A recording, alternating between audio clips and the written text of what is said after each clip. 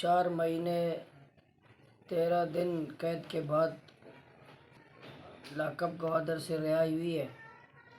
26 دسمبر 2022 کو ہمارے پرامن احتجاج پر آپریشن کیا گیا، جو ہمارے جائز مطالبات تھے، آئینی قانونی مطالبات تھے، جو پرامن جدوجہد کر رہے تھے، اس پرامن جدوجہد پر حملہ کیا گیا۔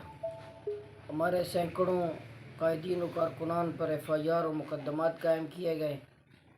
26 دسمبر سے لے کر آج تک ہمارے ساتھی قید میں ہیں۔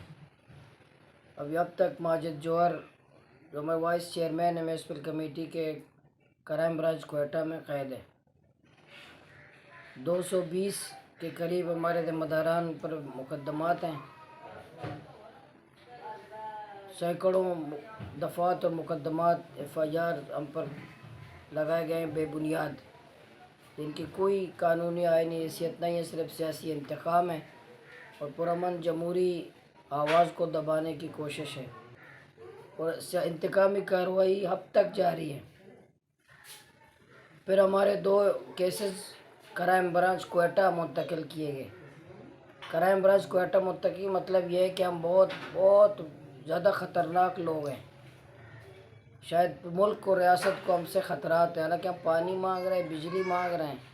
کرائم برانچ کیوں منتقل کیا گیا؟ یہاں بہت بڑے یہاں قاتل گھوم رہے ہیں، کسی کا کیس کرائم برانچ میں نہیں ہے۔ کرائم برانچ کیسز کی منتقلی ہی ایک انتقام ہے، سیاسی انتقام ہے، لوگوں کو ذہنی اذیت پہنچانا ہے۔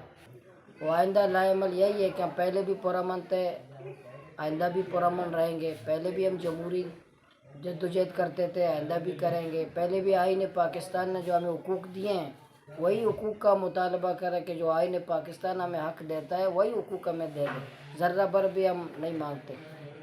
آئین پاکستان کے تحت قانونی جتنے راستے جدوجہد کے ہم اختیار کریں گے۔